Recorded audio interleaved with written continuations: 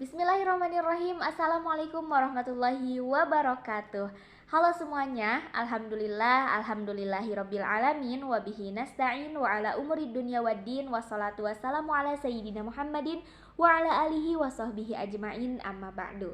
Puji syukur kita panjatkan kehadirat Allah Subhanahu wa taala yang dengan limpahan rahmat darinya kita semua diberi kesempatan untuk bisa merasakan bagaimana suasana 10 malam terakhir di bulan Ramadan, dan mudah-mudahan senantiasa diberi kekuatan oleh Allah Subhanahu wa taala untuk dapat memaksimalkan malam-malam terakhir bulan Ramadan ini. Amin ya Allah ya rabbal alamin.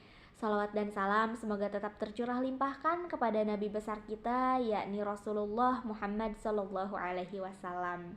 Oke, halo semuanya, perkenalkan nama saya Puput Rahmania, seorang mahasiswa semester 4 Program Studi Ilmu Pendidikan Agama Islam Universitas Pendidikan Indonesia. Nah, saat ini dalam rangka memenuhi salah satu tugas mata kuliah saya, yaitu mata kuliah Metode dan Pendekatan Tafsir Al-Quran.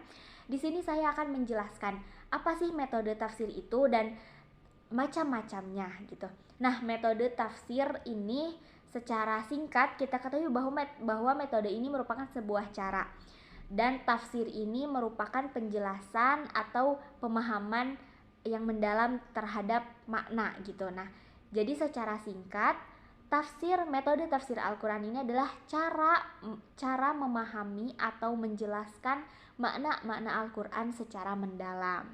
Seperti itu. Adapun metode tafsir ini terbagi menjadi 4. Yang pertama ada metode tafsir ijmali, atau yang sering disebut dengan metode tafsir yang global, karena metode ini menafsirkan ayat-ayat Al-Quran dengan cara mengemukakan maknanya secara global.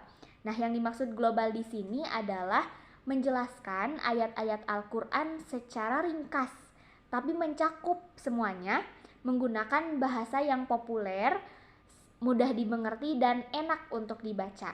Sehingga dengan menggunakan metode ini, penafsir menjelaskan hanya sebatas artinya saja, tanpa menyinggung hal-hal lain.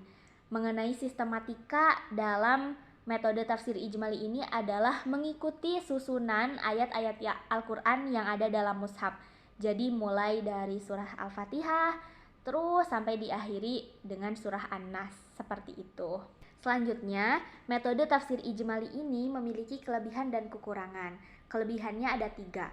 Yang pertama, metode tafsir ini mudah dipahami karena menggunakan bahasa yang ringkas, singkat, padat, dan jelas. Yang kedua, terbebas dari penafsiran Israiliyat, dan yang ketiga, akrab dengan bahasa Arab karena penafsir langsung menggunakan kalimat sinonim kalimat yang digunakan dalam Al-Quran, tidak bertele-tele seperti itu. Selanjutnya, kelemahan dari atau kekurangan dari metode tafsir ijmali ini adalah yang pertama, menimbulkan makna yang parsial, dan yang kedua, kurang memberi ruang untuk melakukan analitis yang mendalam. Metode tafsir yang kedua adalah metode tahlili atau analisis, yakni metode yang digunakan untuk menafsirkan ayat-ayat Al-Quran dari berbagai seginya, sesuai dengan pandangan, kecenderungan, serta keinginan penafsirnya, secara runtut sesuai dengan urutan ayat-ayat dalam mushaf.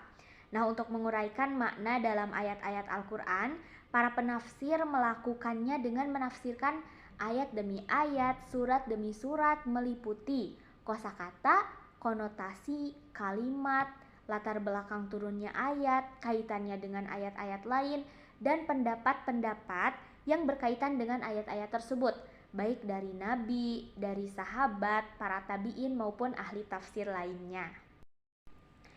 Nah, adapun kelebihan dan kekurangan dari metode tafsir tahlili ini adalah yang pertama, kelebihannya yang pertama adalah memiliki ruang lingkup yang sangat luas gitu ya. Terus yang kedua, memuat beragam ide dikarenakan kecenderungan serta latar belakang dari penafsirnya. Adapun kekurangan dari metode tafsir tahlili ini yang pertama, menimbulkan makna yang lebih parsial, makna Al-Quran yang lebih parsial, dan yang kedua adalah penafsirannya cenderung subjektif karena tadi dipengaruhi oleh kecenderungan para penafsirnya. Nah, metode tafsir yang ketiga adalah metode tafsir maudu'i atau tematik, yaitu metode yang digunakan untuk menafsirkan ayat Al-Quran dengan cara membahas ayat-ayat tersebut dengan tema atau judul yang telah ditetapkan. Sebagaimana dijelaskan oleh Profesor Dr. Quraish Shihab bahwa metode maudu'i ini mengarahkan pandangan kepada suatu tema tertentu, lalu mencari pandangan Al-Quran tentang tema tersebut dengan jalan menghimpun semua ayat yang membicarakan tentang tema itu, kemudian dijelaskan secara rinci dan tuntas, lalu didukung oleh dalil-dalil atau fakta yang dapat dipertanggungjawabkan.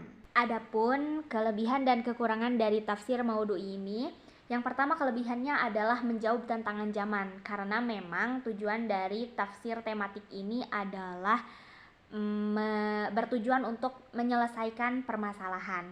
Seperti itu. Yang kedua adalah kelebihannya praktis dan sistematis.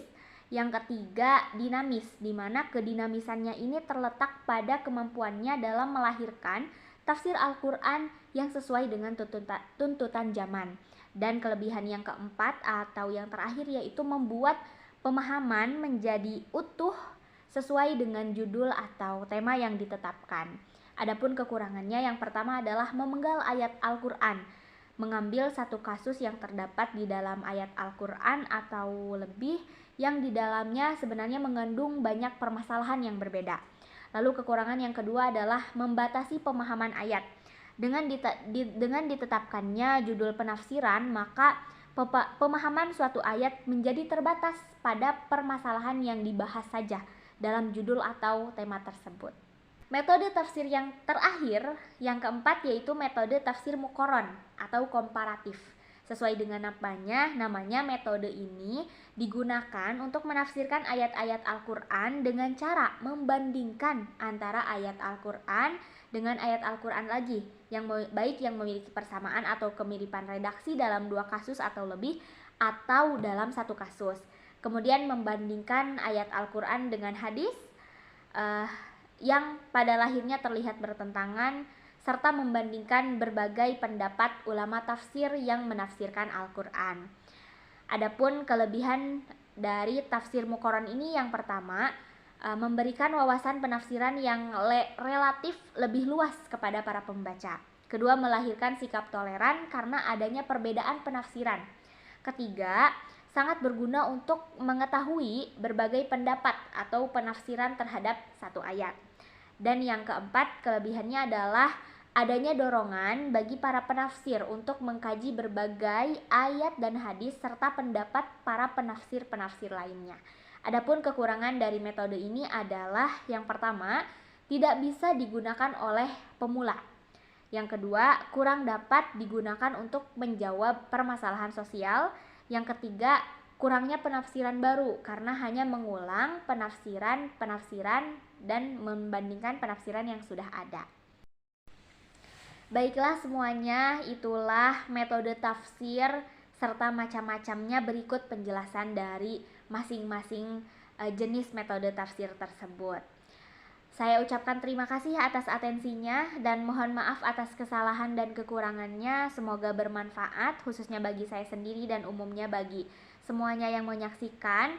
Terima kasih. Akhirul kalam. Wassalamualaikum warahmatullahi wabarakatuh. Dadah.